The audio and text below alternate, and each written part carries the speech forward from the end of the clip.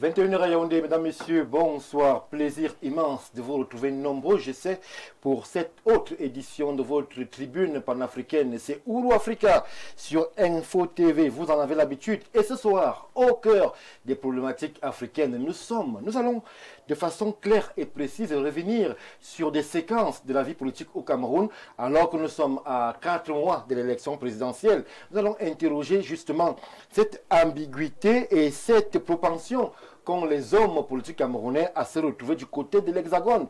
Presque tous y sont passés. Nous avons vu le meeting du professeur Maurice Kamto à Paris. Nous avons vu des photos justement du professeur Onkunvondo de Univers. Nous avons vu le meeting de maître Akere Mouna du côté de Paris. On voit ce déploiement fort, puissant de la classe politique camerounaise du côté de Paris. On va donc s'interroger ce soir. Quel peut être le rôle de la France dans cette élection, alors que l'on sait qu'au niveau local, on a vu et entrevu sur les plateformes sociales, sur les réseaux sociaux, la visite de Issa Chiroma Bakary. Il était du côté de l'ambassade de France, en compagnie de son Excellence Marchand, l'ambassadeur de France au Cameroun. Il a été reçu. Il y a eu des indiscrétions qui tendaient à faire croire à un rapprochement. On voit la classe politique camerounaise véritablement faire la cour à l'Élysée, au Quai d'Orsay, à Matignon. Pourquoi cette tendance? Quelles peuvent en être les conséquences lorsque l'on sait que beaucoup d'Africains, beaucoup de Camerounais en l'occurrence, estiment qu'il faut sortir du joug colonial? Est-ce que la classe politique camerounaise veut que justement Paris continue à régenter l'espace politique au Cameroun, ou alors c'est juste un rapprochement stratégique lorsque l'on connaît l'influence de Paris dans la politique au Cameroun? Autant de questions, autant d'interrogations qui vont meubler le menu de nos échanges ce soir sur Ouro Africa. Je l'ai dit, c'est la balade panafricaine. Je vous reviens tout de suite.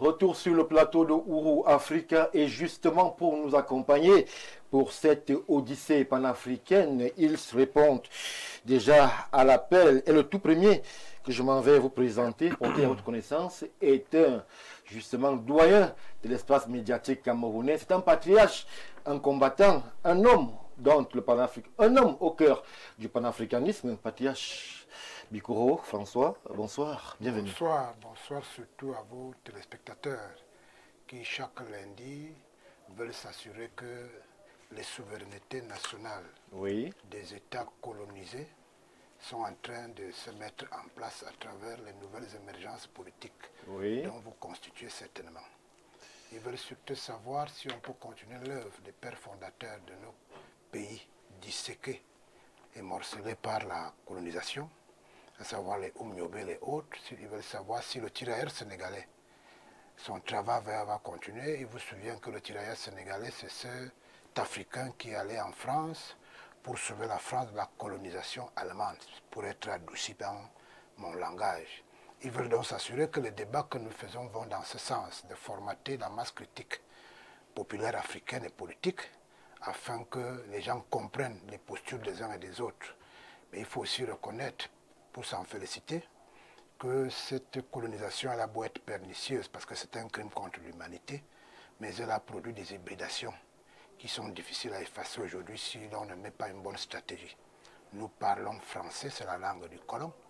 Nous avons même fait une guerre au nord et au sud-ouest au nom de la langue du colon. Nous sommes musulmans, nous sommes chrétiens, nous sommes protestants, nous sommes peut-être moins animistes qu'hier. Nous portons les habits et de l'Holocauste de la colonisation sans s'en rendre compte, de façon subliminale. Cela nous pose un réel problème. Celui de savoir si ce que nous déclarons dans l'espace public s'adapte à ce que nous montrons et ce que nous sommes. Je crois que ce sera la trame de notre débat ce soir. Merci, merci doyen Bikoro pour cette balise que vous avez présentée à nos téléspectateurs. Vous êtes là pour ça. On vous a bien reconnu dans votre envolée verbale. Jean-Moïse Mbok, docteur, vous êtes sur le plateau. Une fois de plus, bonsoir et bienvenue. Bonsoir Stéphane, bonsoir au doyen qui a bien planté le décor. Bonsoir aux copanélistes que vous allez présenter tout à l'heure. Bonsoir au top management d'Info TV et naturellement à toutes les équipes techniques qui se mobilisent pour que nous puissions parler à l'Afrique, parler au monde. Merci pour l'invitation, surtout bravo à vous pour le travail que vous faites. Je ne cesserai jamais de le dire, n'est pas Stéphane Barga qui veut, mais qui peut. Merci Jean-Moïse Mbok pour les mots gentils. Je poursuis l'exercice de présentation avec un autre habitué et habituel de ce plateau, Timothée Essomba, érudit de la presse au Cameroun et même en Afrique. Il est sur le plateau. Bonsoir et bienvenue. Bonsoir Stéphane Barga.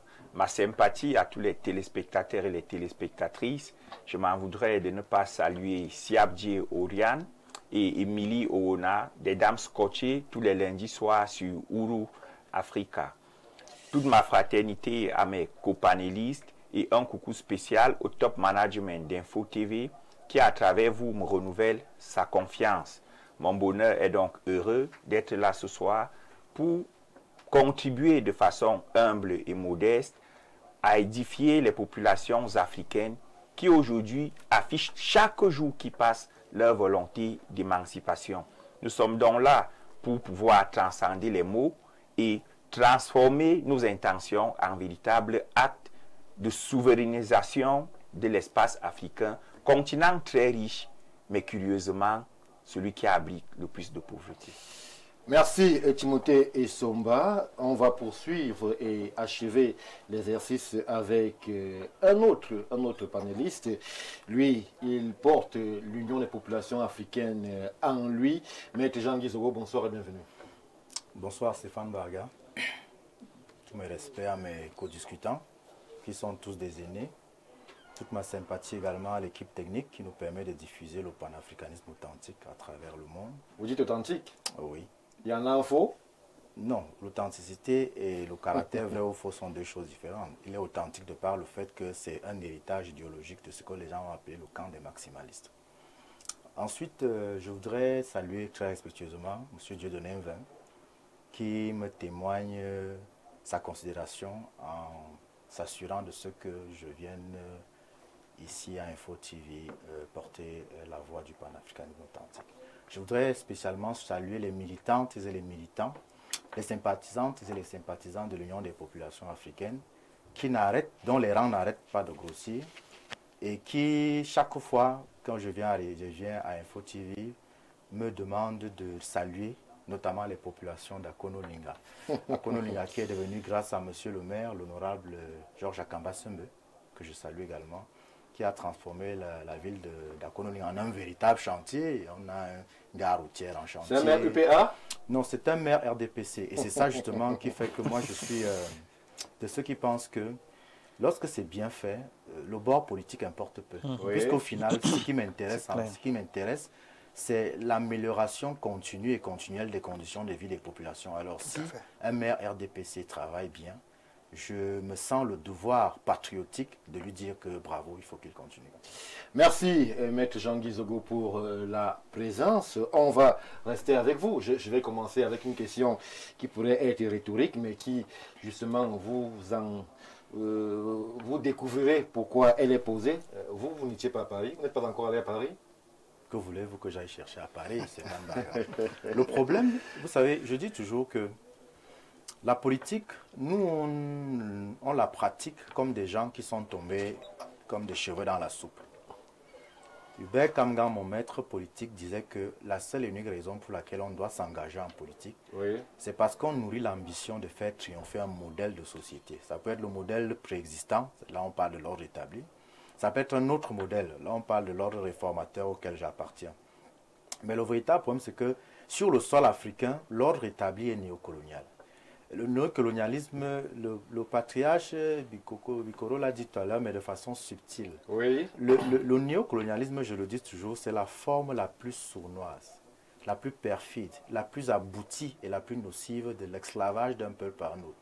Parce que l'esclave n'a même pas conscience de son état de servitude. Il se pense indépendant, alors qu'il y a un ensemble de leviers qui sont activé dans l'ombre pour l'orienter vers ce que son oppresseur veut.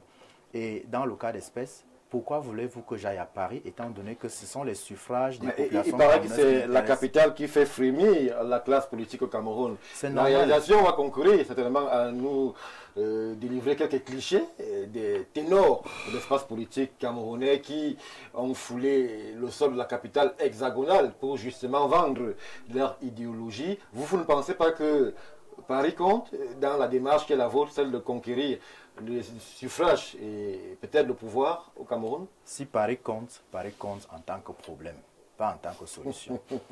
Et c'est peut-être ça le souci, c'est que c'est nous qui avons l'impression que Paris est important. Le conflit israélo-iranien nous a plongé dans la réalité de la géopolitique mondiale. On sait aujourd'hui que nous pataugeons dans le mensonge. On nous fait croire des choses parce qu'on nous déverse des images en nous empêchant d'avoir d'autres images. On sait tous aujourd'hui qu'Israël a été copieusement bastonné. On sait tous que la sécurité israélienne est sous perfusion américaine, alors que vous avez en face un pays qui a fait 20 ans déjà sous embargo et qui réussit sous embargo à développer, à donner de meilleures possibilités à ses populations de s'en sortir. Le modèle iranien fait peur justement parce que voilà un peuple qu'on essaye désespérément de soumettre. Oui, on va rester sur les turpitudes camerounaises. Non, je prends cet exemple pourquoi? Parce que on nous reproche souvent on nous fait souvent croire que vraiment les panafricanistes sont toujours en train de pleurnicher, de dire comment dans le passé on nous a réduits en esclavage, on nous a colonisés. Sauf que prendre l'exemple de gens qui sont placés sous embargo pendant 20 ans mais qui s'en sortent vous démontre que même avec cet embargo idéologique, on peut s'en sortir. Oui. Pourquoi voulez-vous que, au lieu d'aller à la rencontre des populations camerounaises, pour leur expliquer mon projet de société, pour leur expliquer ma vision d'un Cameroun différent, je m'en vais plutôt chez celui que je considère comme un oppresseur, pour aller lui dire quoi? Que vraiment je voudrais pouvoir être désormais votre bras armé à la place. Non, il faut faire... Personne ne l'a dit encore du côté de Paris. Et le comble c'est que vous avez des gens qui vont à Paris faire des meetings, mais qui arrivent au Cameroun sont essentiellement des agitateurs politiques. Parce que vous essayez de questionner leur vision du Cameroun, elle est néocoloniale. Oui. Elle est néocoloniale. Elle est même... Je dis toujours que le président de la République, Paul Biya, on peut ne pas l'aimer, mais j'observe qu'en 43 ans, il a réduit presque à portion congrue l'influence française au Cameroun. C'est pour cela que vous avez cette sorte de frénésie diplomatique de la France qui essaye désespérément de revenir au devant de la scène dans notre pays. Parce que le président de la République a réussi à diversifier nos partenaires économiques, notamment, parce qu'en fait c'est l'économie qui fait tout, qui a diversifié nos partenaires économiques. Alors, si aujourd'hui quelqu'un veut réellement libérer le Cameroun du néocolonialisme, je ne sais pas ce qu'il irait chercher en France. Merci. On va revenir vers vous, Maître Jean-Guy Zogo. Je vais prendre l'avis de Timothée Somba sur le plateau. Alors, Timothée, vous les avez vus, ces leaders camerounais. On ne va pas les citer, tout le monde les connaît. Maurice Kamto, un meeting très couru. On a vu Akeremouna, on a vu Nkumvondo qui est même allé à la rencontre d'une nébuleuse appelée Basse. On voit justement cette effervescence de la classe politique camerounaise, mais du côté de Paris. Comment est-ce qu'on peut justifier un tel attachement? Est-ce stratégique? Est-ce pour des raisons opérationnelles? Est-ce pour des questions de lobbying? Est-ce la finance? Est-ce les réseaux? Qu'est-ce qui justifie cet attrait des ténors de la politique camerounaise du côté de la France? Merci Stéphane pour cette question. Je peux tout simplement observer que la France, ici, n'est pas n'importe qui. L'enracinement historique de la France au Cameroun, je ne vais pas qualifier cela de perfidie, mais encore moins de sournoisie, mais la diplomatie informelle, la capacité de nuisance informelle de la France au Cameroun fait que beaucoup d'acteurs politiques veulent profiter soit de ces moyens qu'on peut juger insidieux ou alors pernicieux, soit alors aller capter les fonds qui s'y trouvent. Mais une chose est claire, c'est que ce n'est pas en France que l'on séduit le peuple camerounais ou alors que l'on séduit l'électorat camerounais. Une fois qu'on est en phase avec cette évidence, directement, le doute, le nuage du doute et de la suspicion drape tous ceux qui vont en France. Timothée Somba, que vont-ils donc chercher à Paris si ce n'est pas là-bas qu'on capte l'électorat, si ce n'est pas là-bas qu'on gagne une élection? On les voit tous, ils sont reçus parfois. On a aperçu Maître Keremouna en compagnie de l'ex-chef d'État français François Hollande. Ils sont parfois accueillis par ceux qui comptent du côté de la capitale parisienne. Oui, ils sont accueillis par ceux qui comptent. Parce que l'option de cette puissance métropolitaine est de perpétuer le néocolonialisme. Qu'est-ce que la France gagne à les recevoir? On peut poser la question. La France officieuse. Non, ce sont des officiels qui les reçoivent. C'est un officiel. Vous avez traité la base des nébuleuses, mais elle n'est plus nébuleuse. C'est une association légalisée en France. Qu'est-ce que la France gagne à entretenir des relations avec ce type d'organisation, avec ces politiques qui ne font pas chorus, intramuros, mais qui réussissent à faire foule extra? On peut se poser toutes les questions, mais les réponses vont converger vers une réalité. Laquelle? C'est que tout ce qu'ils vont faire là-bas a tout, mais sauf de bon. Voilà. Tout ce qu'ils vont faire. Rassembler les Camerounais lors d'un meeting, leur parler de son projet politique avec quelques soubresauts. Est-ce que cela ne peut pas être positif? Et observez quelque chose. Ces meetings, généralement, sont soit la confluence, soit la congruence des Camerounais qui viennent d'ailleurs.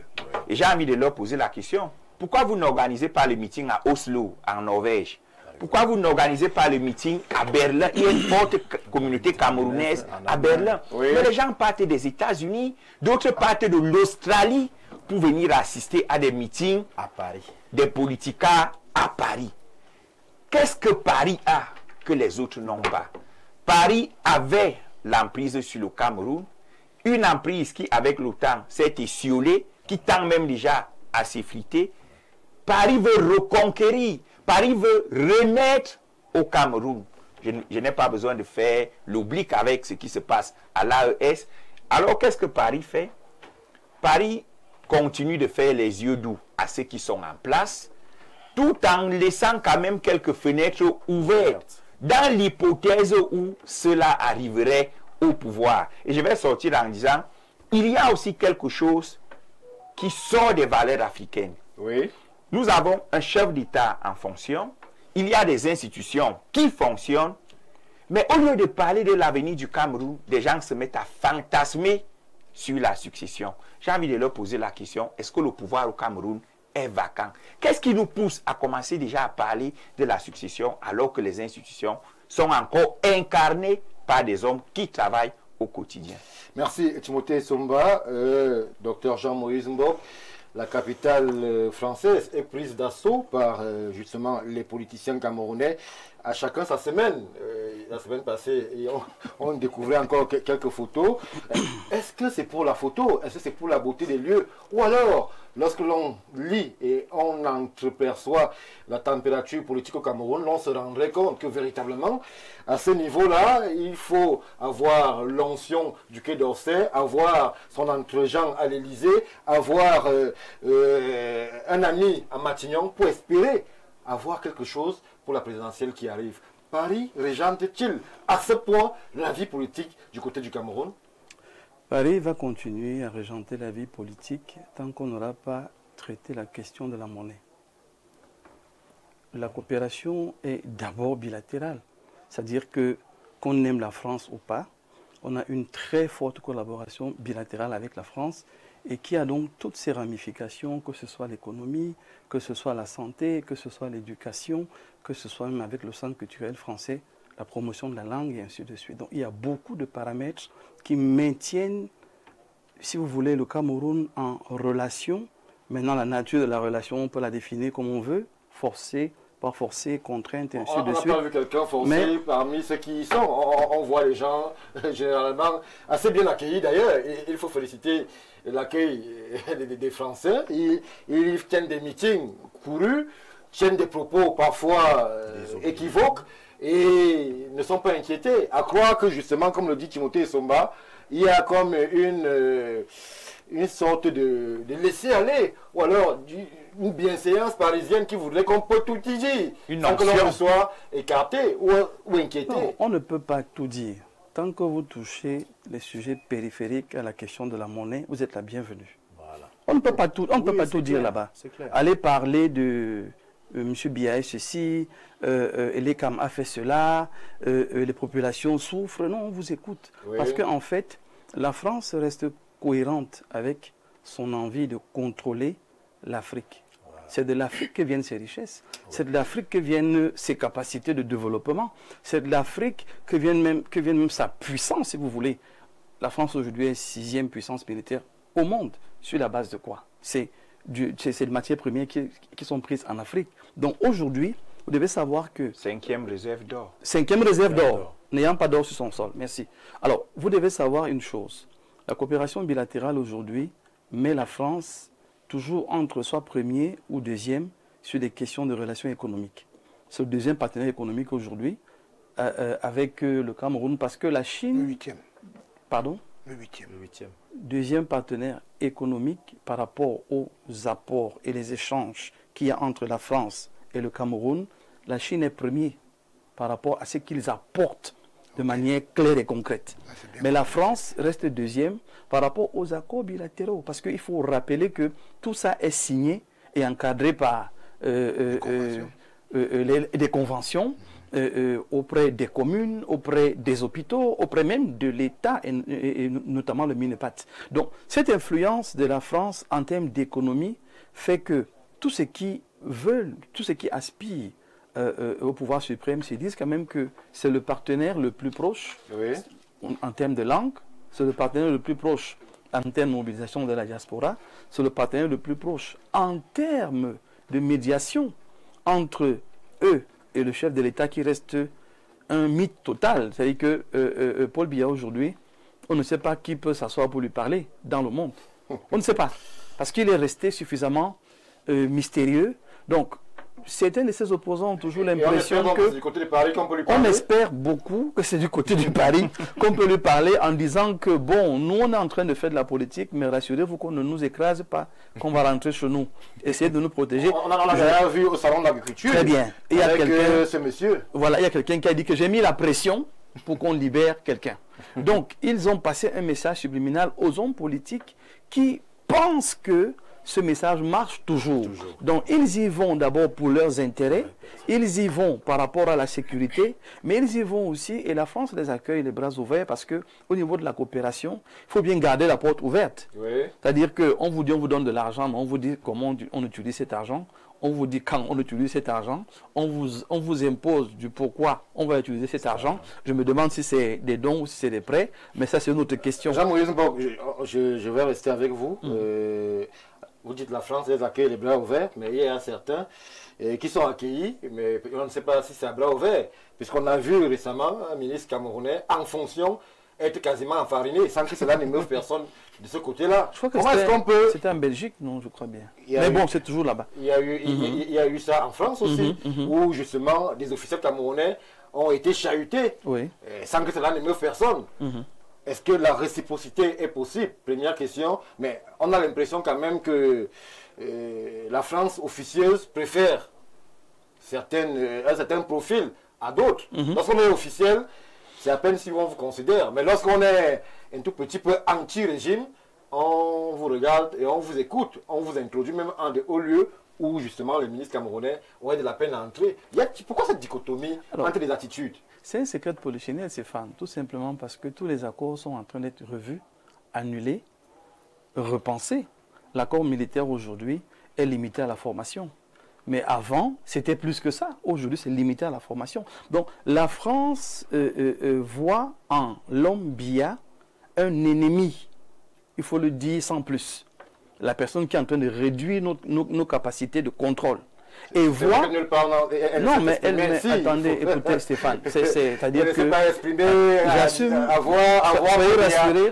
soyez rassurés, j'assume ce que je dis. Oui, et je continue de dire que j'assume ce que je dis en allant sur le deuxième pan de votre question au niveau de la réciprocité, de la sauvagerie, parce que c'est de ça qu'il est question.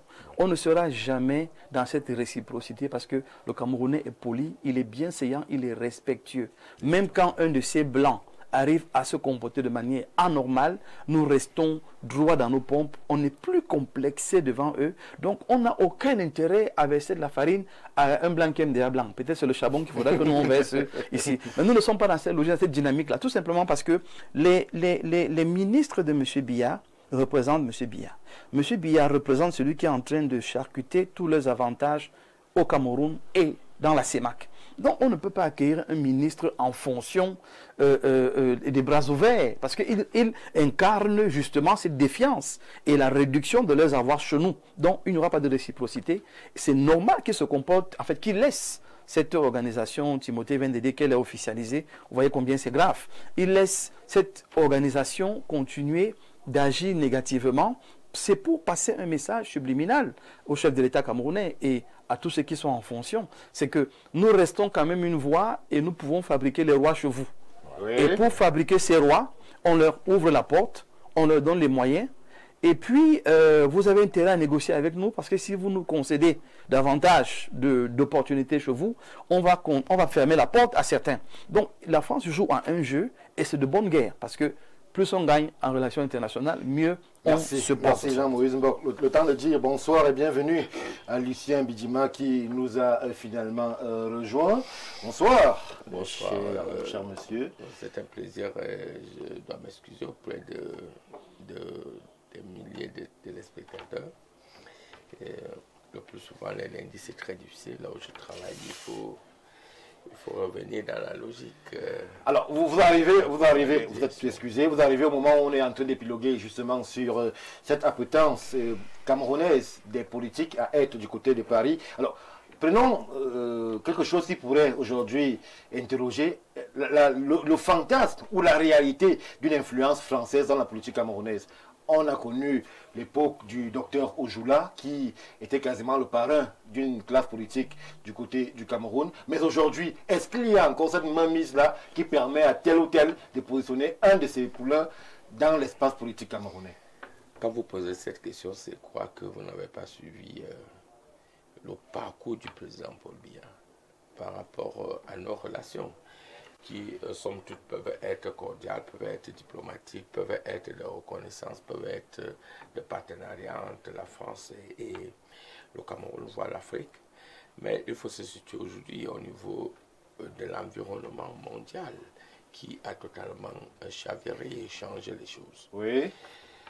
Je ne doute pas un seul instant que la France, étant l'une des plus grandes puissances militaires et même économiques du monde, peut d'une manière ou d'une autre influencer, soit agir pour le bénéfice de ses intérêts, les intérêts de l'Union européenne, je ne le doute pas. Mais ce dont aujourd'hui je me questionne, c'est sur la fiabilité de cette théorie qui peut continuer à nous faire comprendre que la France peut tout faire, peut tout agir. Souvenez-vous, lorsqu'il y a eu un coup d'État militaire en Guinée. Oui. À un moment donné, tout le monde était d'avis à croire que immédiatement, tout le monde s'est offusqué. On dit que peut-être même qu'il y aurait une intervention militaire de la CEDEAO qui devrait être conduite éventuellement par la Côte d'Ivoire, etc., avec l'appui de la France. Mais que rien. Lorsque les populations se sont soulevées, les populations, on peut dire, ont dicté plus ou moins leurs lois. Aujourd'hui, la Guinée continue, comme tous ces pays du Sahara. Le seul Bidjima, lorsque ce constat est établi, est-ce qu'on ne peut quand même pas s'interroger? La moitié de la classe politique camerounaise a quasiment été forgée par le docteur Ojoula. Le président Paul Biya même, pour ceux qui connaissent l'histoire, on dit qu'il a été recommandé. C'est un problème de mondialisation, c'est un problème d'étape, c'est un problème d'environnement et c'est un problème à un moment donné des périodes. Oui. Aujourd'hui, ce n'est plus possible. Il n'y a plus le meilleur élève. Non, ce n'est plus possible, d'autant plus que moi, je me questionne, hein, lorsqu'on peut faire un meeting à Paris, quand on regarde l'élection présidentielle, c'est quoi? Je me souviens à un moment donné, quand il y avait eu l'élection de l'Africa Foot, Joseph-Antoine Bell était candidat à cette élection. Alors j'étais l'un des rares hommes politiques à dire à Joseph-Antoine Bell, ça ne sert à rien d'aller faire un meeting à Bepanda avec tout ce monde, tous ces frères de Sawa, etc. D'autant plus que là-dedans, il n'y avait même pas les électeurs. L'Afrique Foot avait à peine 75 électeurs. Et là où vous étiez, là, il n'y a même pas des électeurs. C'est la même chose qu'on assiste aujourd'hui. Vous partez faire un meeting à Paris où il n'y a même pas les gens qui vont voter. Il y a des gens qui peuvent voter à Paris. Permettez, tout de même, il peut y avoir. Mais vous croyez vraiment qu'on fait un meeting à Paris, on rentre à Ebolo, va faire le même meeting? On ne peut pas rivaliser les gens qui sont là, ou on part au nord, ou à l'extrême nord, ou à l'ouest. C'est pas ça le problème. Je crois que on continue, les hommes politiques à Monnaie continuent toujours à se leurrer de cette histoire de la France où on peut avoir l'onction. Ils oublient qu'à un moment donné, le président Paul Biya même avait tranché là-dessus. La politique camerounaise ne va jamais se jouer à l'extérieur, ça se joue au Cameroun. Aujourd'hui, on peut bien avoir l'onction de la France, qui sont nos partenaires, je ne les mets pas de côté, mais ça ne peut pas totalement guider le choix des Camerounais aujourd'hui. Et permettez quand même, je vous ai beaucoup suivi, et je ne sais même pas pourquoi vous faites de ça un problème. Quand en France, il y a une élection française, vous croyez vraiment qu'on se soucie de l'Afrique? Moi, j'ai suivi tous les débats. Peut-être c'est la question à poser à nos leaders politiques. Tous les débats, j'ai suivi tous les débats de François Mitterrand à Chirac, depuis François Mitterrand, que ce soit de Sarkozy à Ségolène Royal, que ce soit les derniers débats avec François, avec celui qui est là, présent aujourd'hui.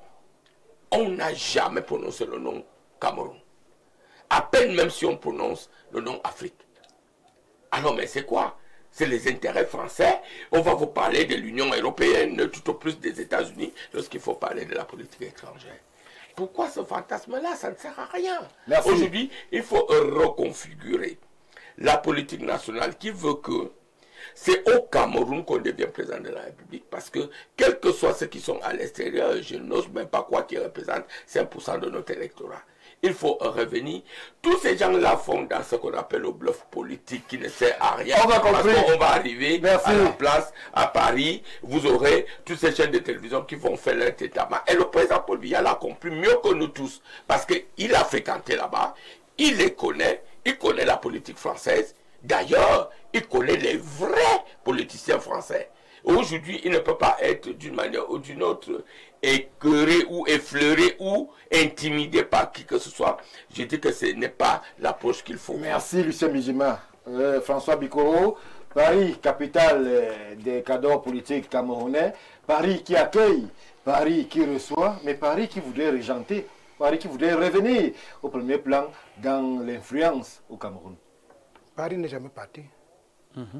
Ce plateau semble-t-il le contraire. Non, moi je vous donne l'information. Nous sommes en train de faire l'apologie de Paris en parlant français. Il est parti où? Vous prolongez la colonisation. Mais je voudrais vous dire une chose. Parce que l'imposture et l'hypocrisie, lorsqu'ils se mettent ensemble, ça crée une arthrose. D'abord, j'entends mon petit frère Bidima parler de Paul Biya. On ne parle pas de Paul Biya ici. On parle de l'imposture et de l'hypocrisie. Des gens qui ne gèrent pas. C'est pour cela qu'on s'interroge. C'est eux qui vont dans les plateaux de télévision faire l'équivalent entre Paul Biya. Paul Biya aussi était parti à Paris. Il y a un problème. La chance de l'oppresseur se trouve dans la mentalité de l'oppressé. Ouais. Vous gardez une poule pendant longtemps en enclos parce qu'il pleut. Vous ouvrez la poule tout là. Ouais. Je vous ai dit la dernière fois ici qu'on a un problème de critères. Les critères de convergence. Comment aimer son pays? Comment aimer le chef de l'État? Les critères de divergence. Comment haïr son pays? Comment haïr son chef de l'État? Et je vous ai dit que tout ce que nous faisons en Afrique en politique, c'est une autre personne qui fait les critères. Ceux qui vont à Paris ne sont pas là pour aimer le président, ils veulent plutôt le remplacer. Je vous dis, je suis encore dans les préliminaires. Quand je veux commencer à donner des Poutine Ball, vous allez voir. Je vous dis que tout ce que nous faisons en politique, en fait, c'est une autre personne qui a défini les critères. Un coup, on vous dit, il ne faut pas qu'il soit trop âgé, mais quand Biden est trop âgé, il n'y a pas de problème. Monsieur Bidima, nous sommes ici en communication. En France, on ne parle pas des choses qui les concernent. Que ce soit l'élection présidentielle ou tout ça, le débat sur l'Afrique grenier de la France, on n'en fait pas en France. Ça, j'ai parlé d'imposture, des gens qui vont s'en balader là. Ce n'est pas que le problème Cameroun ou Afrique ne les concerne pas. Mais pour les Français, boire sa tasse de café le matin, on ne va pas lui dire ça où ça sort. Parce qu'on a mis des principes de morale en Europe pour les autres. Comment vous pourrez dire à un Français qui continue de considérer un Africain comme l'esclave d'hier, ce qui n'a pas d'ailleurs changé, que la tasse de café qu'il boit, c'est l'esclave qui le leur a donné gratuitement. Ça ne peut pas marcher en France. Donc, il faut oublier ça. Et j'attire les acteurs politiques que tout n'est pas bon à dire dans l'espace public. C'est vrai. Donc les gens qui ne gèrent pas. Maintenant, j'entends parler de CADOR. 423 formations politiques au Cameroun. Vous étiez là-bas? Non. C'est le CADOR. Donc il ne faut pas... C'est dans l'espace langagier que vous détournez la vérité. Il n'est pas un CADOR. Maurice Kamto. CADOR en quoi? Les critères de cadorcité, si vous me permettez l'expression, c'est de compter le nombre de livres, le machin, tout et tout. Sur l'espace public et médiatique, politique camerounais, Maurice Kamto n'existe pas. Vous changez maintenant le langage. Oui. Vous m'avez dit CADOR, je vous dis corriger. Il y a les CADOR qui sont... Et ils gagnent à tous les coups. C'est pour cela que nous les respectons. L'Union nationale des étudiants camerounais avait cas pour libérer le Cameroun. Ils faisaient des meetings à Paris. Mais ils avaient pour option de parler aux Français qui ne connaissent pas la réalité que ce que nous subissons est dangereux. Mais quand, 70 ans après, leurs grands frères vont à Paris pour dire tuer le Cameroun, il y a un problème. C'est à ce niveau que se trouve le débat. Maintenant, ce qu'on ne vous disait pas assez, ce que vous ne voulez pas dire aux Camerounais, aux Africains, c'est qu'il y a une émergence d'acteurs politiques dans l'espace de l'Union européenne qui n'ont pas connu l'Afrique. Ils lisent l'Afrique soit à travers les conversations de salon, quand les gens boivent la tequila au nom des esclaves africains, soit à travers ce qu'on a écrit. Les gens qui connaissaient l'Afrique ne peuvent pas se comporter comme ceux qui ne connaissent pas l'Afrique aujourd'hui. Nous devons les aider et les plaindre en leur disant des choses qui sont bonnes pour tout le monde. Moi, j'ai rencontré des politiques françaises, des politiques européennes. Parfois, tu lui demandes pourquoi il a dit ceci, il dit ça de quoi? Parce que chez eux, il y a un seul remède pour régler tous les problèmes d'Afrique. Or, quand tu lui dis qu'en Afrique, il y a des spécificités, en fonction du climat, en fonction des reliefs, un gars qui est au Soudan n'a pas le même comportement que celui qui est en Égypte parce qu'ils n'ont pas la même histoire de pénétration africaine. Comme l'Afrique centrale n'a pas les mêmes problématiques dans sa relation avec l'Europe que l'Afrique de l'Ouest. Alors, que dites-vous à ces leaders camerounais qui vont peut-être faire les yeux doux à Paris? Je dis que j'ai l'impression qu'ils sont dans la même mentalité que les enfants qui traversent le désert pendant 4 mois. Pour aller laver les cadavres en Europe. Oui. Ils vendent la maison de leurs parents, attendent de laver les cadavres pour renvoyer l'argent au pays pour qu'on achète le terrain pour reconstruire la maison. On fait du surplace. L'environnement géopolitique aujourd'hui ne commande pas qu'un pays dise que tel ne peut pas me faire de l'influence. Ce n'est pas possible. C'est la capacité de ceux qui veulent gérer ou ceux qui gèrent de savoir jouer sur les différentes influences. On a vu dans ce pays 2 grands chefs d'État d'une grande puissance venir ici. Ils ne vous parlent pas de Bolloré qui entre au port de Kribi. Ils vous parlent de l'âge du président. Du moment où il va aller au village. Ils sont même allés plus loin. Ils vous parlent des Bassa et des Bamleke. Vous êtes tous engouffrés dans cette la communication politique. Pendant que vous vous engouffrez là-bas, les bonnes choses se passent sous silence. C'est pour cela qu'il y a le silence du débat africain quand il s'agit de parler aux Français. Il est de la responsabilité de ceux qui formatent les esprits africains de se remettre en cause. Oui. Parce que quel que soit ce qui va se passer à Paris ou à New York, quand vous avez un peuple formaté à la défense de sa souveraineté, ça s'arrête au niveau de l'avion, ça n'atterrit même pas. C'est ce que les autres sont en train de faire. Comme au Burkina Faso. Non, je n'ai pas cité les pays, s'il vous plaît. Je vous dis, c'est ce que les autres sont en train de faire. Vous devez travailler dans le subconscient des nouvelles émergences politiques africaines, donc camerounaises. Parce que nous, on s'est assagi à l'aune des écueils. Alors, vous voulez dire que ceux qui sont là, ils sont discrédités pour sortir? Vous avez encore un mot que moi, je ne peux pas discréditer la carpe à sa capacité à monter sur un arbre. Je discrédite la carpe à sa capacité à voler dans l'eau.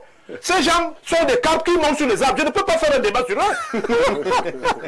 Nous sommes dans l'espace aquatique politique camerounais. C'est là qu'on regarde de quoi il s'agit. Donc moi, je pense que les gens font de la communication politique, tant du côté des politiques françaises qui veulent se remettre en cause, tant du côté des politiques camerounaises qui se disent que, comme ils singent Paul Biya, regardez leur comportement en politique. Ils se disent, si j'ai la photo avec un ancien chef d'État, on peut me considérer comme l'équivalent de M. Paul Biya. C'est dans la communication politique.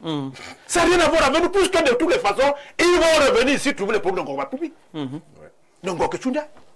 Chacun va se remettre en cause pour chaque phrase qu'il a prononcée à Paris sur sa responsabilité, sur l'exponentialité de Boko Haram ou de la guerre du Nord-Ouest-Sud-Ouest. Parce que les gens vous suivent, ils vous boivent, l'espace est ouvert, ils extrapolent sur ce qui peut nous diviser.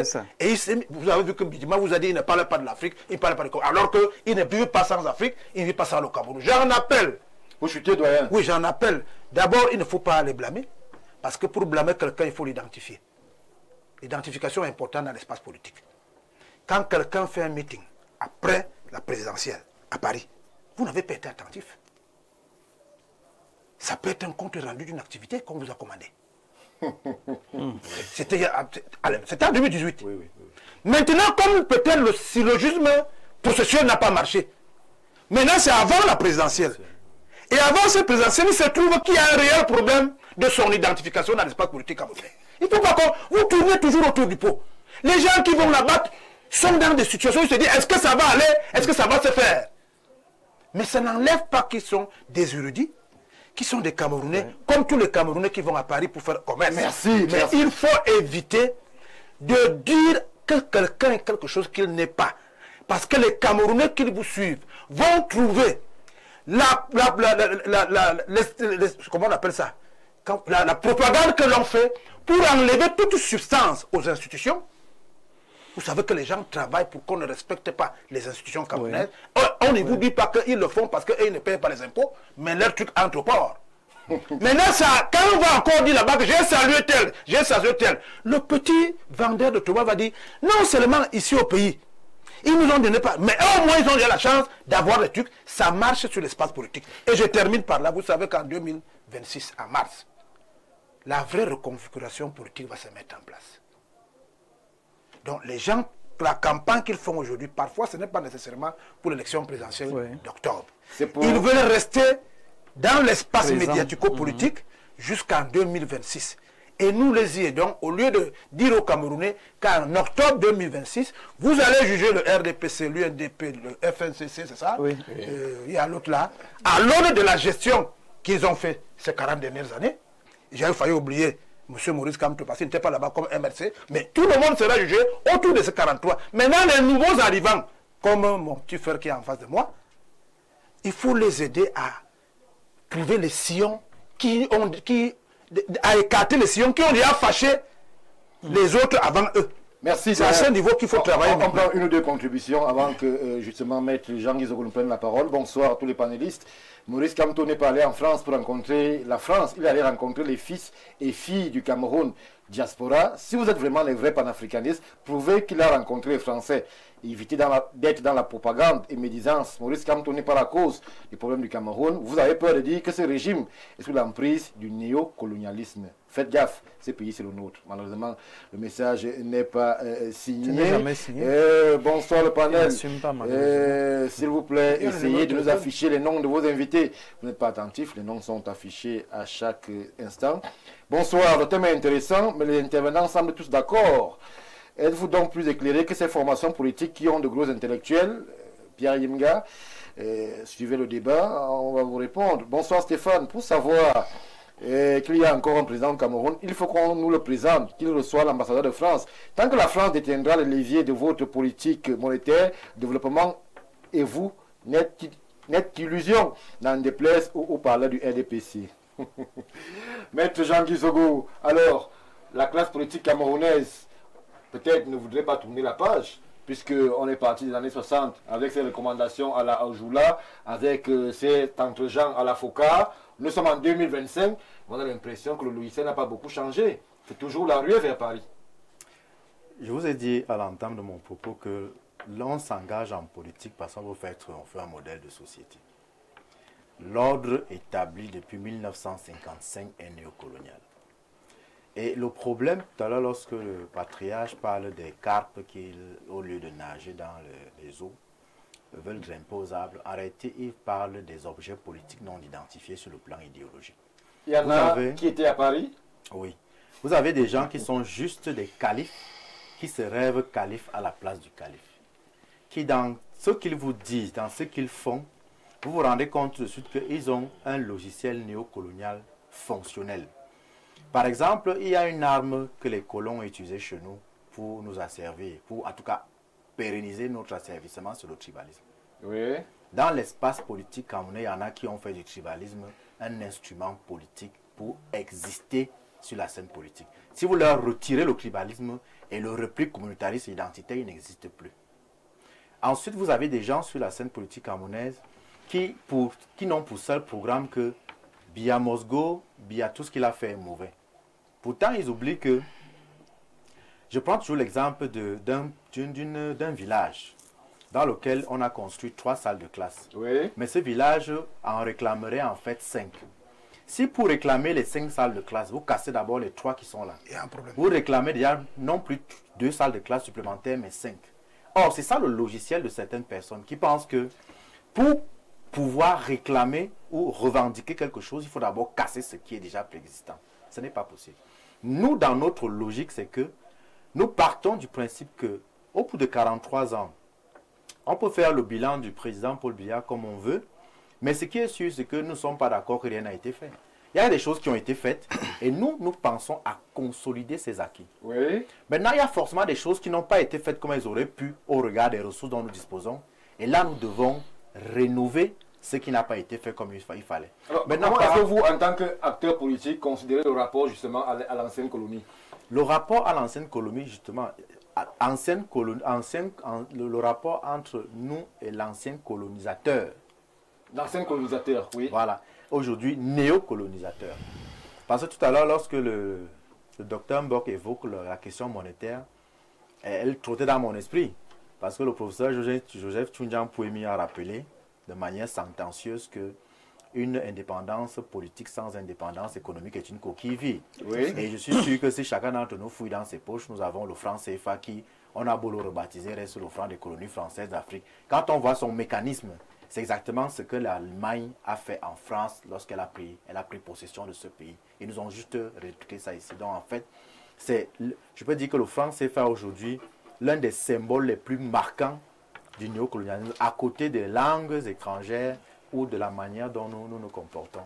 Mais maintenant, mon problème, c'est que, en tant qu'acteur politique, moi, ça me gêne, je suis un peu gêné que des gens se disent que pour être considéré, pour acquérir de l'épaisseur et une certaine stature internationale, il faut absolument aller faire des photos à Paris avec des anciens chefs d'État. On a vu un chef d'État, le chef d'État de ce pays, exiger des comptes au numéro 1 camerounais. Et on a vu quelques temps plus tard que celui dont on parlait a été libéré. Ça veut dire quand même qu'il y a, pas peut-être influence, mais qu'il y a quand même un dialogue entre Paris et Yaoundé sur certaines questions stratégiques.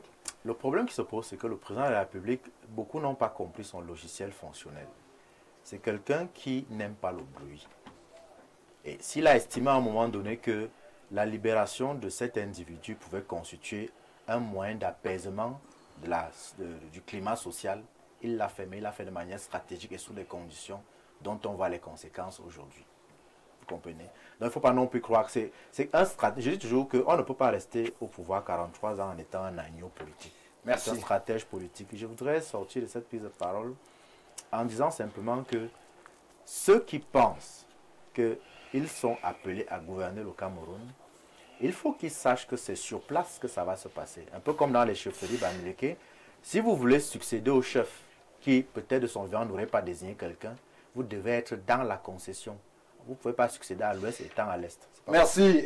Timothée Somba, alors, si l'on interrogeait donc le profil de ceux qui défilent du côté de Paris, vous penseriez qu'ils sont dans le bon timing, eu égard à l'approche de la présidentielle, ou alors ils essayent, dans des réminiscences, de rappeler à la France leur existence? Quelqu'un a dit sur le plateau tout à l'heure que la France n'est pas partie. La France n'est pas partie. De façon juridique, de façon officielle, c'est un partenaire d'égal qui commerce avec nous d'égal à égal. Mais sa capacité de nuisance invisible, ce n'est pas ici qu'on va venir dire qu'on a retrouvé des légionnaires français dans certains camps de formation des terroristes. Je préfère dire en SCA. Ibrahim Traoré, lui, il a été plus direct sur la question. Oui. Il a parlé de la France. Il y a un ministre démissionnaire qui s'est fait interviewer par une Française qui, semble-t-il, est celle qui avait même préparé ses réponses. Le même ministère a été reçu par l'ambassadeur. Bon, être reçu par l'ambassade, c'est officiel, c'est un acte normal. Mais le timing peut interroger. 2 jours avant sa démission, être reçu, était-ce un scénario organisé, était-ce un schéma dicté d'ailleurs? Autant d'interrogations. Le timing peut interroger. Schéma dicté, pas forcément, mais schéma consensuel entre les deux forces. Tout à fait. Omar Bongo avait dit un jour que lorsqu'il y avait élection en France, il finançait avec coup de mallette la gauche et la droite. Et il dormait tranquille. Et il dormait tranquille. La France fait pareil.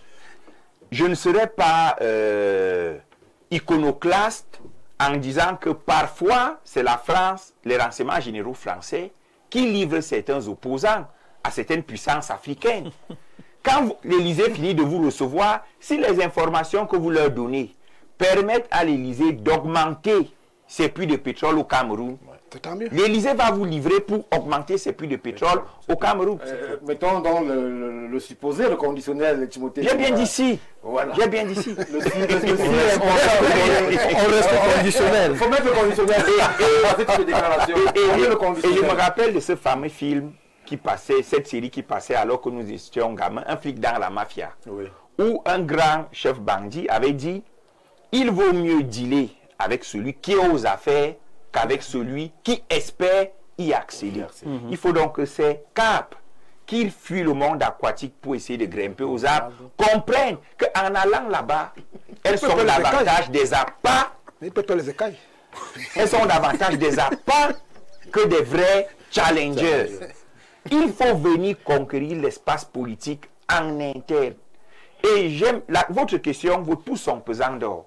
Parce que dans un monde d'interdépendance, on ne peut pas exclure un partenaire de notre jeu électoral. Oui. Rien que par le financement, la France peut influencer les élections. Bien sûr. Maintenant, est-ce que nous avons déjà pris conscience du jeu pernicieux que peut jouer une grande puissance qui en réalité n'est que le 1/10 de l'iceberg? La France est une puissance otanienne. Ça veut dire que lorsque la France est quelque part, c'est l'OTAN, tout l'OTAN qui est là. C'est tout l'Occident qui est là. Finalement, que veulent les peuples africains? C'est des dirigeants libres. C'est ça que j'ai posé la question de la classe politique, celle-là qui continue à aller du côté de Paris. Est-ce que c'est le syndrome peut-être de Stockholm, ou alors c'est une classe politique qui est dépassée et ne comprend pas justement les enjeux du nouveau monde? On a une classe, dans le microcosme politique, on a 2 grandes catégories.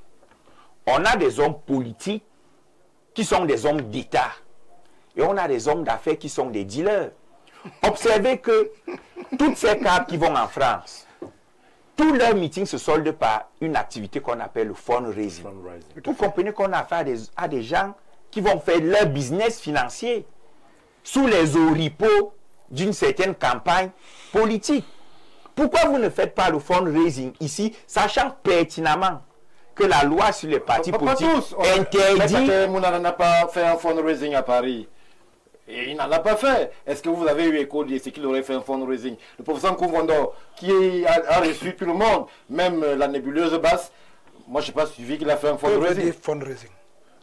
mettre de l'argent chez quelqu'un, met dans la poche. Il y a les autres qu'on ne montre pas à la télé. Voilà. et tous aujourd'hui ont des numéros Orange et MTN qu'ils balancent à tout le monde pour obtenir la générosité publique en toute illégalité. En toute illégalité. Et ils ont le même modus operandi. Oui. Ils font exactement la même chose. Question, si la France devrait même choisir, si la France était même appelée à choisir, finalement elle choisirait qui? Parce qu'avec 5 femmes qui viennent vous, 5 prétendants qui viennent vous courir, vous devenez embarrassé. Oui. Donc, on doit être conscient de ce que cette appétence, cette propension assumée à aller vers la France n'a rien de positif. Elle n'apporte rien à l'intérêt collectif du Cameroun ou de l'Afrique. Ce sont des intérêts égoïstes, des intérêts mercantilistes, des intérêts privés qui ne peuvent pas changer le visage, changer le quotidien du Cameroun. Il faut donc interpeller la nouvelle classe politique, interpeller la jeunesse africaine, interpeller tous nos concitoyens à comprendre que l'avenir de l'Afrique se joue d'abord dans la libération. Et c'est pour ça que je suis d'accord avec Maître Zogo sur un aspect que beaucoup parmi nous occultons ou éludons de façon consciente ou inconsciente. Quel est l'enjeu de la présidentielle 2025 après le non-renouvellement des accords léoniens de la France? L'enjeu est civilisationnel. La France coloniale. La France coloniale, oui. Parce que la France d'aujourd'hui n'a pas si. Vous ne pouvez pas vous développer si vous n'êtes pas économiquement souverain. Il faut dire aux Camerounais qu'à l'heure actuelle, la SNH est en train de construire un dépôt pétrolier à Kribi pour qu'on ait la souveraineté énergétique. Que Cesta va lancer le projet de construction d'une raffinerie. Est-ce que vous pensez que ceux qui vont à Paris ignorent tous ces détails, Timothée Somba? Je les ai déjà classés. Non, je les ai traités d'hommes d'affaires qui savent pertinemment qui sont... Mais qui seront pourtant dans le jeu politique au Cameroun, qui sont dans le jeu, un coup vendeur dans le jeu, ils présentent Bakary Mouna. Maurice Kamto espère bien être de la partie. Tous ceux qui sont à Paris, Cabral Libi va aussi de temps en temps, tous ceux qui y vont sont dans le jeu politique. Vous ne pouvez pas dire qu'ils n'espèrent pas être président de la République et remplacer le président Biya. Les leaders de l'opposition qui viennent de démissionner, je n'ai pas vu Chiroma à Paris. Il a reçu Paris ici. C'est déjà un pas. Faire que Paris vienne ici, c'est déjà un pas vers la souveraineté, vers l'auto-affirmation. Donc, je continue en disant, il faut qu'on dise aux jeunes Africains, aux jeunes Camerounais, que pour une fois, le Burkina Faso connaît l'excédent budgétaire avec une balance commerciale équilibrée parce qu'elle a son destin en main. Que voulons-nous? Les professeurs d'économie vont te taguer tout à l'heure dans Facebook. Oui, il faut qu'on dise que avoir enfin notre propre raffinerie va nous permettre de nous développer.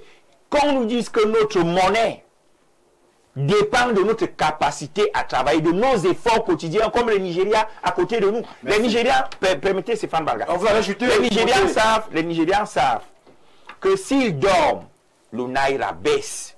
S'ils ne dorment pas et qu'ils dorment plutôt en travaillant, le Naira connaît une crue. Il faut qu'on inscrive ça dans la mentalité du Cameroun.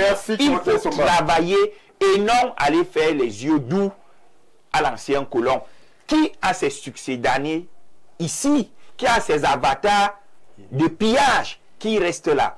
Et je me rassurer vraiment en 5 secondes, je me rassurer un téléspectateur en disant qu'il ne s'agit pas de faire un procès contre la France, mais il s'agit plutôt d'éveiller nos consciences en interne pour mieux négocier nos partenariats. Jean-Boris Mbok, alors cette foule, si on s'en tient à ce qui semble être dit, ou alors ces Camerounais qui ont été rencontrés, semblent souvent très différents de ceux qu'on croise au Cameroun. Eux là, ils sont très politisés. Ils ont parfois une vision très acerbe de la gouvernance dans nos États, ou bien au Cameroun. Ils ont parfois un ADN politique assez bouillonnant. Ils veulent le changement. Ils le disent à U et à Dia. Celui qui est là doit partir. Mais est-ce qu'on comprend, est-ce qu'ils comprennent les enjeux qui sont ceux d'une réflexion en interne, pas du côté de l'Occident ou de la diaspora? C'est pour ça que je suis très d'accord avec le doyen quand il rappelle qu'il faut éduquer les masses, il faut éduquer les populations et il faut que les hommes politiques rentrent dans le sillon de l'éducation. Parce qu'aujourd'hui, il y a deux problèmes. J'ai envie de dire un problème et une potentielle solution. Le problème est que l'Afrique, et le Cameroun en particulier, souhaitent avoir son autonomie globale, son indépendance et sa souveraineté dans tout ce que ça comporte. Ça, tous les Camerounais le savent, tous les Camerounais le veulent. On a donc constaté qu'on va atteindre cette étape uniquement quand on aura le contrôle de notre monnaie. Ça, on ne va pas tourner là-dessus. Vous restez sur la monnaie, Jean-Maurice Mbok, mais ceux que Maurice Kamto rencontre à Paris, eux n'en ont que de la monnaie. Et ils veulent un changement de gouvernance. Ils veulent le départ du président Paul Biya, ils ne le cachent pas. Pour eux, c'est le principal obstacle à justement l'émancipation du Cameroun. L'absence d'éducation, l'absence de communication et l'absence de sérieux crée justement l'arthrose. Le doyen l'a dit. Quand les gens sont comédiens, ils sont de mauvaise foi. Ça crée l'arthrose. On est en pleine arthrose parce que Biya Mosgo, ce n'est pas un programme politique. Biya Vieux, ce n'est pas un programme politique. Quand il existe depuis 90. Ce n'est pas un programme politique. Le programme politique, c'est quel est le moyen que quels sont les moyens que nous nous donnons pour atteindre notre souveraineté totale. Que ce soit sécuritaire, que ce soit alimentaire, que ce soit économique, que ce soit même en termes de projets de développement. Parce que je rappelle que la matrice des projets de développement sont édictés par la France, depuis leur fameux de PPTE. C'est édicté par la France. Tous les modèles de développement que nous avons aujourd'hui à l'OMINEPAD, c'est édicté par la France. C'est un modèle français que nous implémentons. Ça veut donc dire que... Avec succès? Bon, ça c'est notre sujet. Je ne sais pas l'OMINEPAD, c'est lui seul qui pourra dire s'il y a succès ou pas. Mais ce que j'essaie de dire ici, Stéphane, parce que nous sommes dans une émission pédagogique, c'est qu'il faut que tous les Camerounais réalisent que ce que M. Biya poursuit, ce que M. Kamto poursuit, ce que Kada Libi poursuit, ce que l'UPA poursuit, ce que tous les hommes politiques poursuivent, c'est la souveraineté totale du Cameroun. Ça, c'est le premier problème qu'il faut... Non, c'est clair. Écoutez, on a quand même pris la peine d'écouter les uns et les autres. C'est-à-dire que... Bon, pas Kamto. Non, non, lui il a dit que s'il accède au pouvoir, il ne parle pas du franc CFA. C'est déjà un problème. Il a dit. Je refuse juste une communication je refuse d'exclure pour les gens qui nous écoutent. Voilà. Il sait très bien que dans les démocraties à l'africaine, ce sont les peuples et les populations qui définissent les rôles. Mais les Occidentaux vous ont dit que c'est le chef de l'État qui définit les rôles. C'est pour cela que parfois, de façon ascendante et même horizontale, il y a toujours des ponts cassés entre ce que le chef de l'État fait et ce que les populations pensent. Voilà. Donc aujourd'hui, il est urgentissime de le dire. Parce que si on ne le dit pas, les aventuriers vont entrer en politique et deviennent des businessmen, comme Timothée disait. Parce que vous devenez businessman quand vous ne savez pas où vous allez. Et puis après, il y a une opportunité de signer un contrat, vous le signez. Est-ce que le parent français, lorsqu'il met en ensemble toute sa logistique, est-ce qu'il ne peut pas peser? Lorsque l'on connaît justement les rôles des uns et des autres dans des pays pas très éloignés de nous. Il n'est pas parrain, c'est un macro qui a pas vu des prostituées qui viennent acheter la protection. Ce vocabulaire ne à cette esclave. C'est-à-dire que nous parlons quand même de choses assez sérieuses. Alors Stéphane, je tiens à ce que ce soit bien entendu de tous ceux qui nous écoutent. L'Afrique réclame sa souveraineté. Oui. Et l'AES, par exemple, montre le modèle qu'ils ont choisi. Aujourd'hui, on devrait penser une politique qui donne le cap qu'on doit suivre. Comment on fait pour atteindre nos objectifs? La politique ne se fait pas en Occident au hasard. Ça se fait avec un objectif commun. Et à partir de là, chacun met sa stratégie. Quand vous prenez la droite ou la gauche française ou américaine, c'est le même objectif, avec les méthodes différentes. Make America Great Again, à gauche comme à droite, c'est la même logique. Et leur politique étrangère ne change pas. Et ça ne change pas. Alors, il faut que les Africains comprennent que faire la politique, on dit tout le temps sur ce plateau que la politique est africaine, mais c'est s'asseoir, c'est se concerter, c'est de définir les objectifs qu'on veut atteindre. Peu importe son bord politique, on vous dit voilà où on va. On fixe le cap.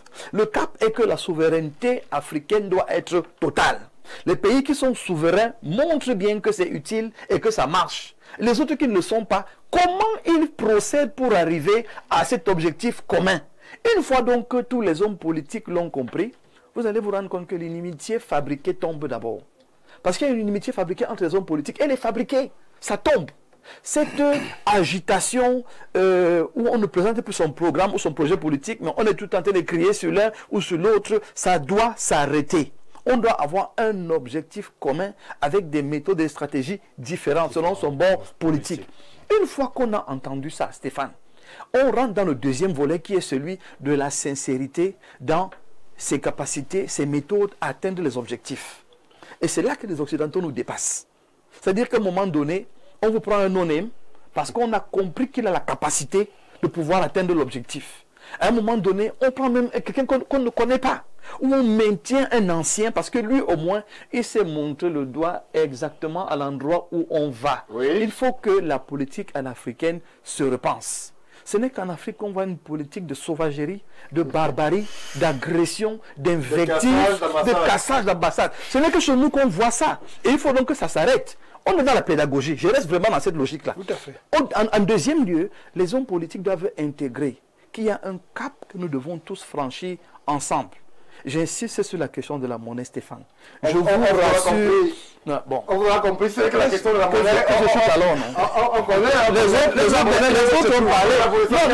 Non, ne dites pas que vous connaissez. Il y a des gens qui sont restés, à cause de certains professeurs d'université, économistes, restés prisonniers des théories et des informations qu'ils divulguent de manière... qu'ils enchaînent encore 15 dans les universités. Voilà. Ils enchaînent encore les gens dans des logiques qui ne sont pas bonnes. Il faut dire aujourd'hui que si les autres pays peuvent sortir de là, nous pouvons tous sortir de là. Merci. Stéphane, il faut donc qu'on comprenne que la politique en Afrique, ce n'est pas une affaire de guerre ou d'inimitié. C'est une affaire d'objectifs communs à atteindre. On vous a compris. Lucien Bidjima, je me tourne vers vous. La question peut se poser du fait même du matériau politique. Est-ce qu'il n'est pas temps aussi de faire bouger les lignes en politique? Ceux qui sont très proches ou alors qui font les yeux doux à Paris sont peut-être pour certaines jeunes générations qui nécessiteraient peut-être d'être un petit peu bousculés. Est-ce que les jeunes leaders africains sont à Paris pour demander la caution parisienne, française, pour être président dans leur pays? Ils prennent leurs responsabilités. Ceux qui sont à Paris, ils sont peut-être d'une génération aussi qu'il faudrait peut-être penser à... Le doyen a parlé de l'hypocrisie. J'ai l'impression que tous les Africains sont hypocrites. Ah, sur ce plateau, il y en a? En fait, on veut dire les choses que... Non, il dit qu'il y a une odeur. Les gens veulent bien comprendre. Quand on revient pour tous ces pays africains qui, à un moment donné, ils ont dit qu'ils veulent se débarrasser du franc CFA, je reviens avec le docteur Mbo. Mais je me suis interrogé, peut-être que je ne suis pas au cœur de l'information. Est-ce que le Burkina Faso a déjà une autre monnaie? Non. Est-ce que le Mali a déjà une autre monnaie? Non. Ils sont dans Est-ce que le Niger a déjà une autre monnaie? Ne dites pas non. Ils sont dans le franc CFA. Ne dites pas non. Laissez qui finissent sa question. Voilà. Moi, je lui réponds non. À un moment donné, nous restons d'une manière ou d'une autre prisonniers de ce que nous voulons faire. Il y a une différence. Ils ont créé leur monnaie. Ils ont créé leur monnaie. Pourquoi vous dites non? Quelle monnaie a été créée? Ils ont créé leur monnaie adossée au rouble. Actuellement, oui, c'est pas opérationnel. Vous croyez que leur balance l'échange commercial, la pédagogie. Oui, c'est ce qu'on dit. C'est avec leur monnaie qu'ils font le commerce extérieur. Ce n'est pas éco, Stéphane, mais je vous dis qu'ils ont une monnaie qui est adossée, elle est active. Mais pourquoi ils ne sont pas vous CFA? Écoutez, Stéphane. On pose une question. Stéphane. Pourquoi je ne sors pas. Écoutez, Stéphane. Oui. Stéphane, écoutez. Si je fais mon épargne chez M. Bidjima et je me rends compte que ça ne me produit pas, je trouve un autre moyen de me produire ailleurs, ça n'annule pas l'épargne que j'ai chez lui. Sortir du franc CFA aujourd'hui pour le Burkina Faso, c'est perdre toutes ses réserves. Et ils ne veulent pas le faire. Merci. C'est intelligent. Vous avez dit que tout ça reste dans l'hypocrisie. Bon, ça vous engage. Je crois que le problème, ça peut être un problème de monnaie. Ça, c'est tout à fait normal parce que quand vous avez votre propre monnaie, à un moment donné, vous pouvez déterminer vos échanges. À un moment donné, vous pouvez déterminer le coût de cette monnaie. Vous pouvez déterminer, mais est-ce que c'est véritablement le problème, exclusivement le problème de monnaie que nous avons en Afrique? Lorsque quelqu'un détourne de l'argent, oui, un projet, alors, on vote un budget quelque part, on dit qu'avec cet argent, que cet argent soit le franc CFA ou le dollar, vous devez faire une route. Oui. Et vous détournez cet argent. Et vous accusez la monnaie par rapport à quoi là-dedans? Parce que vous êtes gestionnaire du projet. Là, c'est un problème de mentalité. Voilà. C'est pas une gouvernance. Lorsque, c'est un problème de gouvernance ou de mentalité. Lorsque, d'une manière ou d'une autre, vous n'arrivez pas à définir les réalités, les vraies politiques économiques, ou vous ne voulez pas asseoir la décentralisation, qui est du fait que c'est à partir des communes qu'on peut déterminer réellement les vrais besoins de la population. Pas en étant dans les bureaux fêtés à Yaoundé, où vous viendrez, vous allez dire à partir de Yaoundé que chez moi à Boukouin, il faut un puits d'eau, alors que j'ai déjà un puits d'eau et que moi j'ai besoin d'un centre de santé. Est-ce que c'est un problème de monnaie? Lorsque on vous donne même ces moyens-là, et que finalement, vous continuez au niveau de l'éducation, vous continuez à déterminer les programmes qui vont parler des caisses dans les universités, est-ce que c'est un problème de moyens? Lorsque aujourd'hui, on vous parle, on vous dit, écoutez, si vous produisez chaque année 50 000 licenciés, oui, et que ces 50 000 licenciés sont des licenciés en histoire géo, en langue française, en langue américaine, au chinois même c'est déjà arrivé, et que cela ne nous apporte rien, parce que nous on a besoin de l'agriculture, on a besoin de l'élevage, est-ce que c'est un problème de moyens? Le problème aujourd'hui c'est un problème de mentalité, oui, africaine. Je ne suis pas totalement, je n'élargue pas le fait que la monnaie puisse être une des raisons de notre développement. Mais le problème africain est un problème de mentalité parce que nous gérons des problèmes incroyables. Moi, j'ai la chance d'être un des acteurs, non seulement de la sécurité sociale, mais également de l'administration publique camerounaise. Vous ne pouvez pas voir ce que nous sommes en train de vivre. Moi, je crois qu'il faut aller plutôt dans le logiciel du doyen. Il faut que nous changions, nous ayons l'amour de notre propre pays. Il faut et ces leaders, les politiques africains ou alors les peuples. Parce que vous dites, il faut non, j'ai dit ceci n'est pas. Qui vont les plus qu'est-ce qui va changer? Le problème de mentalité est tel que nous devons d'abord avoir l'amour vis-à-vis de notre pays.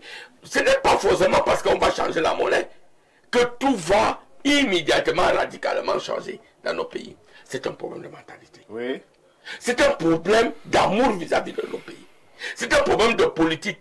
C'est un problème d'éthique. C'est un problème de logiciel. Oui. Et c'est un problème de projet. Alors, mais, je suis toujours ahuri lorsque on met tout. D'abord la France. Moi, je dis, c'est tout à fait normal, hein, que vous changez de monnaie ou pas. Vous aurez cette monnaie pour faire les échanges à l'extérieur. Vous aurez affaire au dollar et à l'euro, d'une manière ou d'une autre. C'est-à-dire le commerce international. Pas dans les mêmes conditions. Permettez, docteur. Mais je dis, aujourd'hui, si le président Paul Biya, à un moment donné, a réfléchi autrement, a réfléchi mentalité, a réfléchi moralisation, a réfléchi éthique, c'est parce qu'il voulait que dans un premier temps, que l'on s'approprie nous-mêmes de notre propre développement, de notre propre logiciel. Moi, j'ai apprécié peut-être certains chefs d'État qui sont très vite partis, comme les Sankara. Ça, c'est vrai. Il faut aller dans l'appropriation de nos propres richesses, dans le contenu de la redéfinition de nos propres politiques qui sont responsables. Lorsque vous gagnez un marché, moi j'ai dit les choses terre à terre, parce que je l'ai fait. Lorsque on lance un marché d'énergie solaire dans un arrondissement, on vous demande de vous approprier des énergies solaires qui peuvent faire 2 ou 3 ans. Et que peut-être par la complicité de tel ou tel acteur, vous donnez tel ou tel argent par le biais de la corruption, vous partez prendre une lampe qui à peine peut faire 6 mois. C'est un problème de monnaie. Non, c'est un problème de mentalité. Alors, mais je conclus. Vous avez fait sortir un peu de notre... Non, je ne sors pas un peu. Je reviens au niveau du problème avec la France. Moi, je dis, certains peuvent croire que tous nos problèmes proviennent de la France, proviennent des États-Unis, proviennent de l'Union européenne. Mais entre eux-mêmes, regardez ce qui se passe aujourd'hui. Pourquoi aujourd'hui l'Union européenne n'arrive même pas à résoudre le problème ukrainien? de l'Ukraine. Tout simplement parce que les intérêts sont tels que, quand vous regardez les intérêts de la Russie, Donald Trump est venu là avec les intérêts américains. Immédiatement, le problème d'intérêt au niveau international est tel que, à un moment donné, c'est les intérêts qui prévalent. Alors moi j'ai dit, l'Afrique, oui, doit se mettre, non seulement avoir son indépendance économique, son indépendance monétaire, mais l'Afrique doit changer de mentalité. Parce que Stéphane, qu'est-ce qui se passe aujourd'hui? Si aujourd'hui on vous donne, je ne dis pas vous Stéphane particulièrement, vous allez d'abord penser à changer de costume. Vous allez d'abord penser à acheter une nouvelle voiture. Vous allez d'abord, alors que vous êtes ministre et que ce ministre-là a des projets bien déterminés. Donc moi, le problème de la France, merci. Je conclue, le problème de la France est vrai. Le problème de la France est là parce que quelles que soient les conditions, on ne fera pas passer les Français d'une manière ou d'une autre, mais il faut changer le logiciel intérieur par rapport à la gestion et à nos projections. Merci. Doyen, avant que Timothée se prenne la parole. D'abord, je voudrais qu'on replace l'église au centre du village. Vous allez le faire. Parce qu'il ne s'agit pas ici de faire le procès de la France. C'est ça. Oui. Nous faisons le procès des hypocrisies et des impostures qui vont en France. Aidez les Camerounais à bien comprendre les choses. Quand vous dites on a truqué l'élection en 92, on a volé la victoire de quelqu'un. Il paraît que certains qui sont en France aujourd'hui faisaient partie du logiciel d'en face. Il faut le dire aux Camerounais. L'un était même directeur d'une très grande campagne. Bon, et Jeune Afrique Économie met à sa une que Ni John a salué Clinton, je crois, qui était présent à l'époque là. Oui, Bush. Bon, je ne sais pas une histoire comme ça là. On fait un montage. Voilà, on fait un montage sur la une d'un journal qui s'appropriait tout son financement au palais. Pas d'étudier. Mais je pèse mes mots. Et je vous ai dit qu'il est temps qu'on parle des choses sérieuses à ce pays. En pleine campagne, où on a vu toute la cosmogonie occidentale se mettre en branle sur un candidat. Pour convaincre les Camerounais que ce candidat est effectivement passé, on allait convoquer sa proximité avec un grand chef d'État américain. On n'a pas dit qu'il a gagné en comptant les voix. Ils sont allés dire, ils sont allés plus loin dire, nous avons été invités à une convention d'un président qui lui a été élu chez lui là-bas. Cette mentalité... Il était même un ambassadeur des États-Unis. Non, je vous dis que quand il a dit qu'il a gagné, moi j'étais prêt à croire. Mais quand pour me convaincre qu'il a gagné, il me dit qu'il a salué Bush sur un faux journal de quelqu'un qui prenait son financement au palais, il y a un problème. Ça ne permet pas aux Camerounais de connaître les jeux et les enjeux, si vous êtes sincère ou pas. Vous ne devez pas mentir dans votre volonté d'attiser et d'attirer l'adhésion des Camerounais. En quoi est-ce qu'un type qui veut te choisir comme président de la République a besoin que tu prennes une photo avec un ancien chef d'État? À quoi? Dites-moi un peu. Rien. Il suffit seulement qu'il ait au GICAM, 75% du GICAM, ce sont des sociétés françaises. Il n'a pas besoin de perdre son argent pour voyager. Puisque ces gens-là envoient les câbles après pour dire non, c'est bon, tel est bon, tel est bon. C'est le système Bolsonaro. On l'a connu avec les gens ping. C'est-à-dire des gens qu'on fabriquait un peu partout là, les chefs d'État reconnus par la communauté internationale. Ça a travaillé sur le subconscient des gens qui ont dormi. Sans travailler les populations, sans travailler le peuple qui ne se réveille que le jour où le muezzin dit l'heure aujourd'hui. Je suis en train de vous dire ça, vous n'avez pas compris si vous étiez attentif. Je vous dis que des gens qui sont restés sans rien faire pendant 7 ans, qui ne se souviennent de Dieu que le jour où le muezzin sur la coche, sont en train de revenir maintenant. C'est eux qui prennent les photos avec les monseigneurs, avec les prêtres, et croyant que ça va croire qu'on dit qu'ils sont proches de Dieu. On est proche de Dieu lorsque dans sa vie au quotidien, le voisin est malade, tu le transportes, l'enfant a fait ceci. C'est ça la politique. Travailler au quotidien avec les populations, ça vous permet de mieux attraire à leurs problèmes. Et comme les campagnes électorales, on y ajoute un peu comment on appelle ça, de poudre, mais au moins les populations se souviennent de vous. Quand vous avez donc menti en 92, avec ce que je viens de vous dire tout à l'heure, il y a un sérieux problème. Vous ne vous êtes même pas rendu compte que le président Paul Biya voulait aller à Sochi. Moi, je préfère que vous donnez les petits trucs comme ça aux Camerounais pour qu'ils comprennent. Hein? Il sortait, je crois, de Lyon, où 4 ministres français sont venus le supplier que papa, vraiment, on a fait ce qu'on a fait, on a insulté. Vraiment, viens, on a besoin de ta présence. Vous n'en parlez pas dans les médias. On fait marcher Paul Biya 3 km dans la ville de Lyon. Parce qu'avant qu'il n'aille là-bas, on avait déjà mis dans le subconscient des Camerounais qu'il est trop vieux, ne marchait pas, il va tomber. Ça, vous devez dire ça aux Camerounais, c'est ça qui est plus important. On va même plus loin dans cette iniquité-là. On dit qu'il va faire une adresse à un grand truc international. Et on l'amène devant un bandit qui dit qu'il donne les diplômes au chef d'État qui démissionne, qui ne font pas de... Je ne cite pas mon frère. Vous êtes jeune, je vous dis qu'il a dit qu'il donne les diplômes de chef d'État démocratique dans le monde.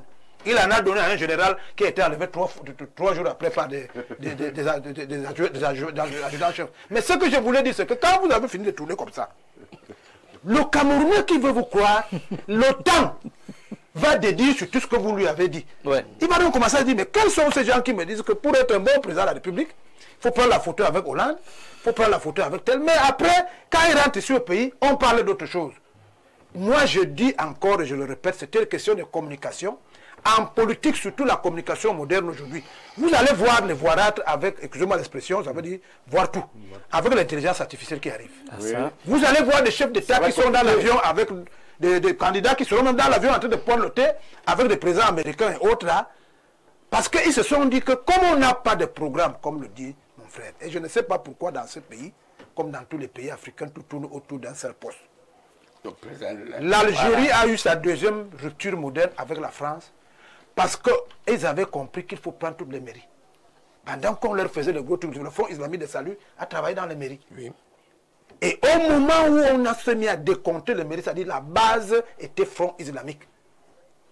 Je crois qu'on a arrêté le processus. Et l'Algérie en souffre jusqu'à aujourd'hui. On dit donc aux Camerounais qu'on peut être chef d'État d'une commune. Mais je ne sais pas pourquoi vous... Le seul poste là, c'est pas bon. C'est pour une, deux, deux personnes. Mais si vous irradiez le corpus sociétal à la base, vous aurez tout ce dont vous avez besoin. Mais moi, je ne suis pas venu par ça. Je dis que les gens qui se baladent, ils restent 2 ou 3 semaines. Vous n'êtes même pas sûr qu'ils seront candidats. Parce que pour être candidat, il faut avoir été accepté par le processus institutionnel, réglementaire et légal de notre pays. C'est ça. Donc, allez faire un grand meeting, allez parler tout. Je n'interdis pas aux gens d'aller faire un meeting. Mais ce que je refuse, c'est que vous alliez faire le procès des institutions dont vous avez fait partie, les institutions sur lesquelles vous voulez venir arranger les choses, en faisant un tableau rasa psychologique de tout ce que les autres ont fait. Vous oubliez donc que sur les 100% des Camerounais dont nous sommes, il y en a quand même qui, comme Maître et moi, et tout là, qui sont encore dans les institutions, merci on peut se dire qu'il y a quelque chose qui ne va pas.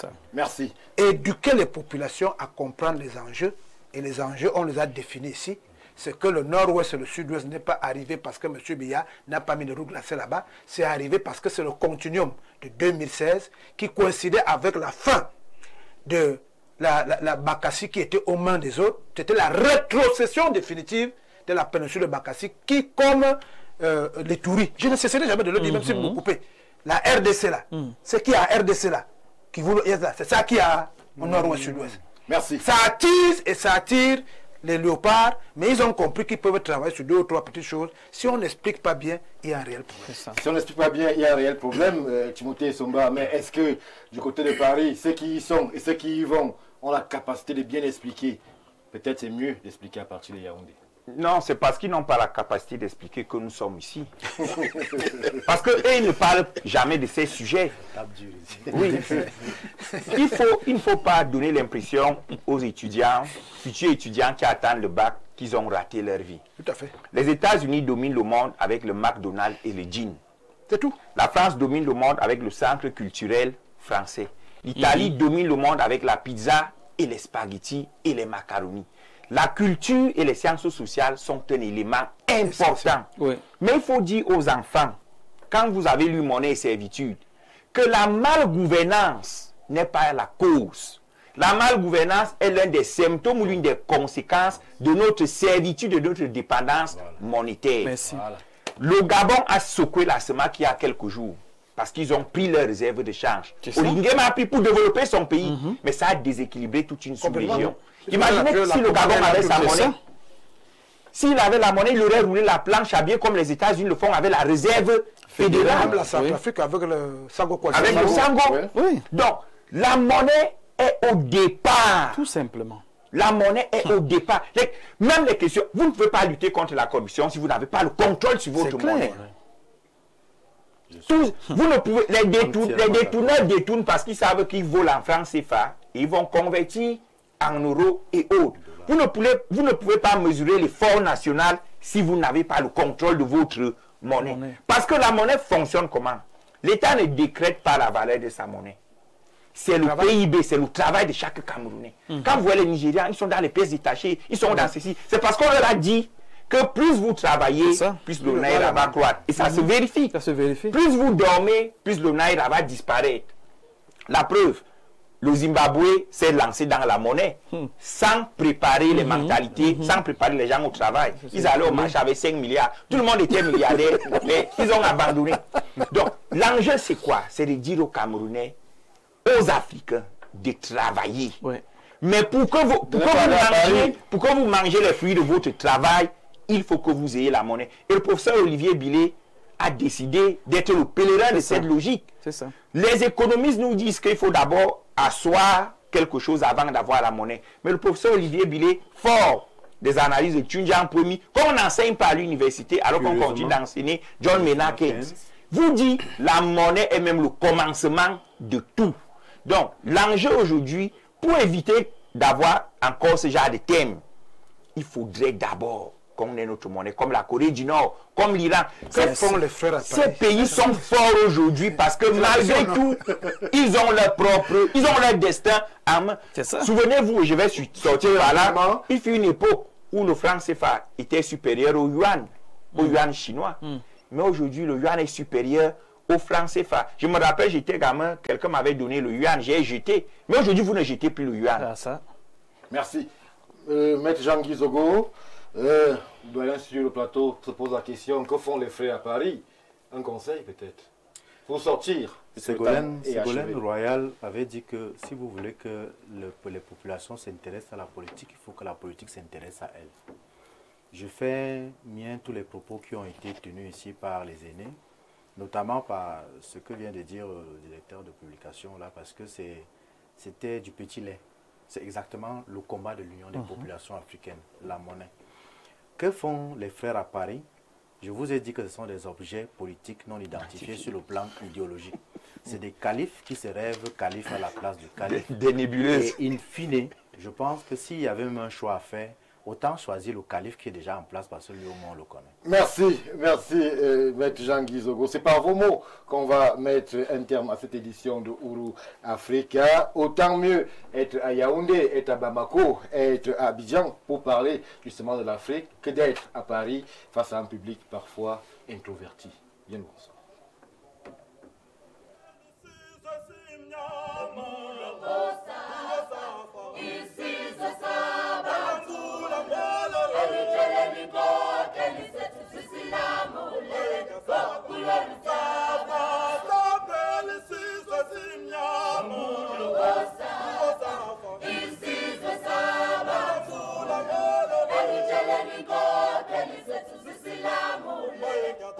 Let